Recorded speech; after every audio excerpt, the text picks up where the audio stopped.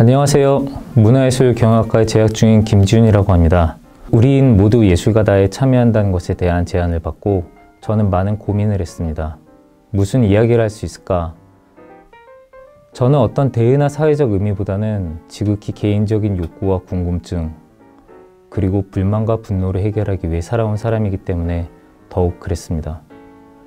따라서 저는 저의 개인적인 이야기를 하려 합니다. 제가 그동안 무엇을 해왔는지 자료를 찾다 보니 예전에 제가 저를 소개하는 자료에 이런 글을 썼던 것을 발견했습니다. 보는 것, 읽는 것, 보고 읽는 것을 좋아하는 사람.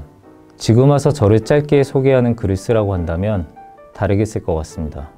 하지만 저 글을 썼던 시기의 이야기를 하기 위해 저 글로 여러분께 저를 소개하겠습니다. 저는 보는 것, 읽는 것, 보고 읽는 것을 좋아하는 사람입니다. 저는 학창시절 예술을 꿈꿨습니다.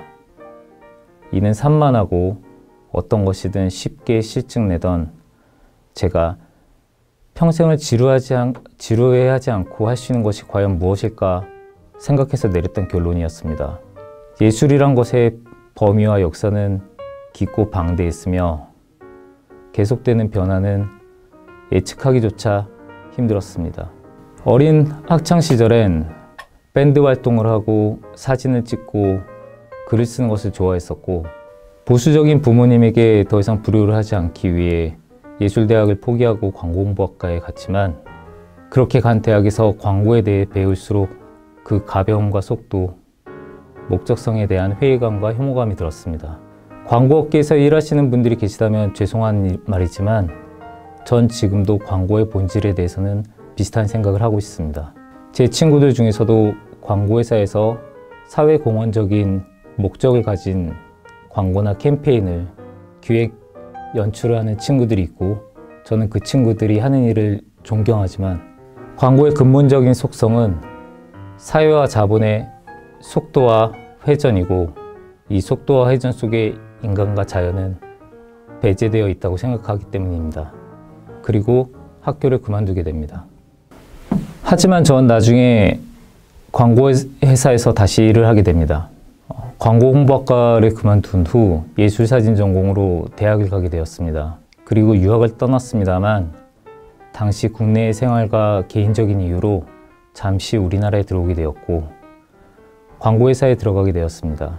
광고회사에 들어갔던 건 돈을 벌기 위해서기도 했지만 화이트 큐브에 걸린 그림이나 사진, 무대 위의 연주나 공연뿐만 아니라 좀 더 폭넓은 범위의 예술을 하고 싶다는 생각이 있었기 때문입니다.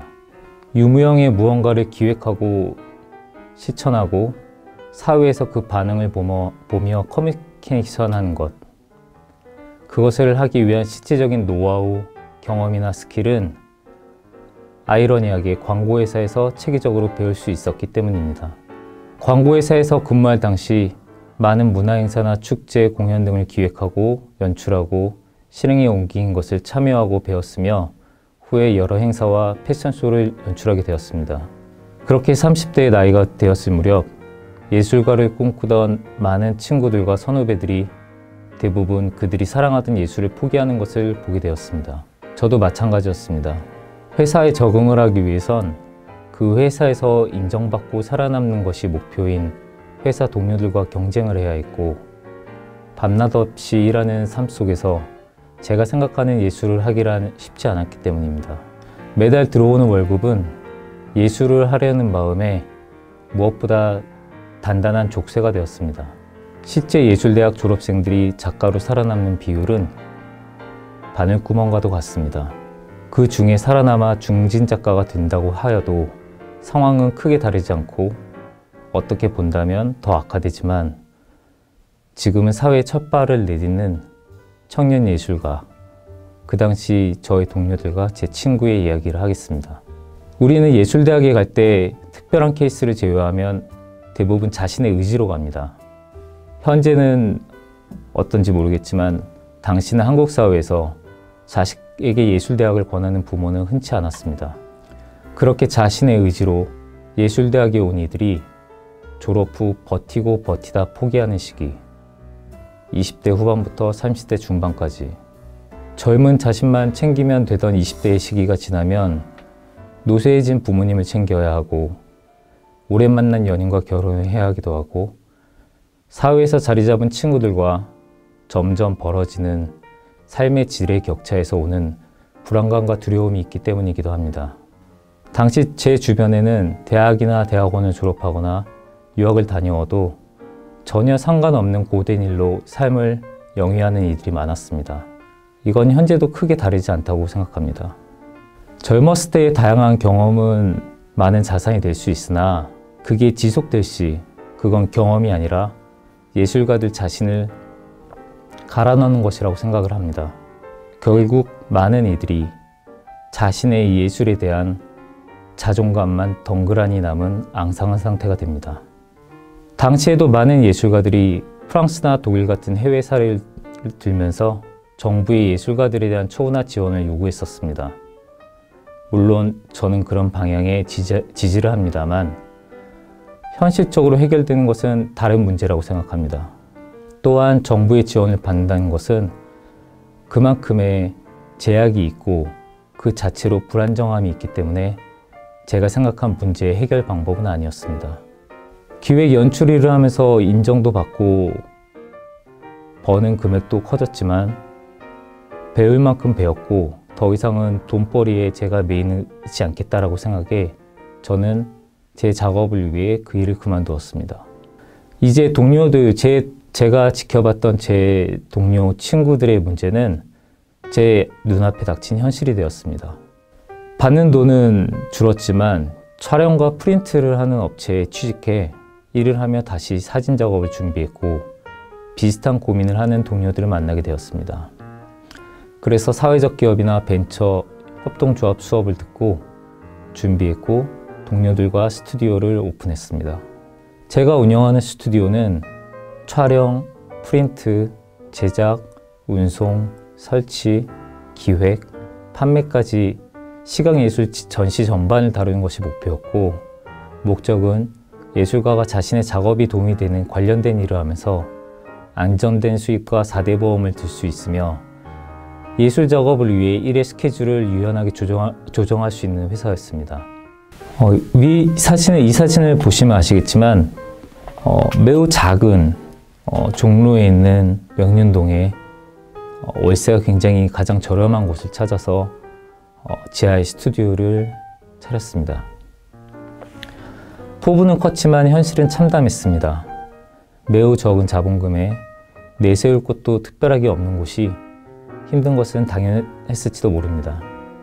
경제적으로 매우 어려워졌고 힘든 것들도 겪게 되었지만 하루하루 버틸수록 작가들이 찾아오게 되었고 그 작가들은 곧 동료가 되었습니다. 그러다 2014년에 작은 책방과 독립출판사를 같이 하게 되었습니다. 스튜디오에 독립책방을 하게 된 것은 예술가들이 주로 오는 공간에 책을 매개로 예술가들과 대중이 소통할 수 있는 공간이 되었으면 좋겠다고 생각했기 때문입니다. 미술관 같은 곳에서 대중을 상대로 일방적인 세미나나 강연을 하는 것이 아니라 작업실 같은 작은 스튜디오이자 책방에서 대중과 예술가가 가까이 만나고 교류한다면 관객의 입장에서도 예술가의 입장에서도 많은 변화가 있지 않을까 생각했습니다. 책방이지만 책을 파는 것이 목표가 아니었고 사람들이 모이고 소통하는 공간이 목표였습니다. 그래서 모든 전시와 행사에는 관객과 작가들이 모여 자신의 이야기를 하고 자유롭게 질문하고 소통하는 시간을 가졌습니다. 그런 활동을 지속하자 신기하게도 명륜동 구석 지하에 있던 곳에 다양한 예술가들과 많은 사람들이 오기 시작했고 언론에 소개가 되었고 출판문화산업진흥원이나 서울문화재단 같은 곳에 지원도 받게 되었습니다. 그러한 지원으로 또 다른 전시나 행사를 기획할 수도 있었습니다.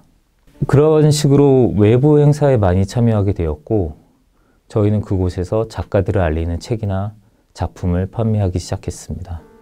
비슷한 시기, 비슷한 생각으로 시작하고 활동하는 대한공간이나 예술가 그룹, 독립매거진 등과의 협력하에 다양한 활동을 또한 하기도 했습니다. 당시는 문화예술계 성폭력 등 여러 사회적 이슈가 있었고 나름대로의 발언을 하기도 했습니다. 예, 지금 나오는 이 사진은 저희가 전시를 시작했던 이제 첫 번째 전시입니다. 그 당시 젊은 작가들을 찾기 위해서 저희가 아는 작가들, 지인 작가들을 통해서 섭외를 하기도 하고, 저희가 각 전시회나 자료들을 찾아서 작가들을 컨택하던 시기였습니다. 그리고 지금 보시는 사진은 이제 저희가 독립출판사를 차려서 사진집을 제작하고 있는 장면입니다. 그리고 저희 스튜디오 근처에 있는 낡고 오래된 벽들을 저희가 그냥 자의로 주변 이웃분들의 지지를 받아서 벽화 작업을 하기도 했습니다. 또한 책방이어서 저희는 건축 관련 책들도 있었는데, 가우디 관련 전문가였던 저자께서 오셔가지고 많은 관객들과 같이 세미나를 하는 시간이었습니다. 이러한 세미나는 1시간, 2시간에 끝나는 게 아니라 5시간, 6시간 정도로 지속될 정도로 매우 뜨거운 분위기였습니다. 그리고 이런 영화 상영회를 하고, 영화 상영회가 끝난 후 서로가 토론을 하는 시간을 갖기도 했습니다. 그리고 전시와 같이 연계된 뮤지션이 와서 공연을 하기도 했습니다. 그리고 저희는 전시를 저희 스튜디오에서 하기도 했고, 외부 공간을 빌려서 하기도 했습니다.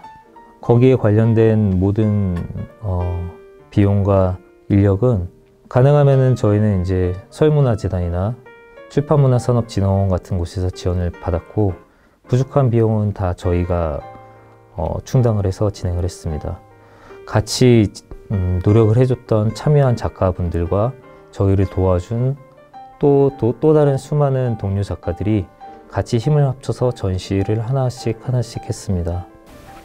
그렇게 스튜디오를 번 돈으로 지원금으로 부족한 책방 운영 전시 행사에 쓰면서 버티던 어느 날 큰 비가 왔고, 스튜디오는 한동안 물에 잠기는 사고가 났습니다.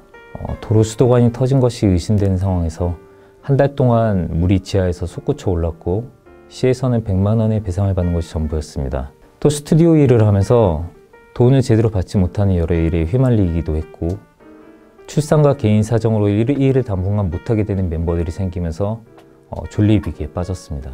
결국 이사를 하게 되었고, 많은 고민을 할 무렵 스튜디오의 일이 다시 늘어나기 시작했습니다. 주된 고객이자 동료였던 작가와 기획자, 비평가들의 소개와 도움으로 많은 미술관과 갤러리, 기업 컬렉터 등의 고객들이 늘어나게 되었습니다.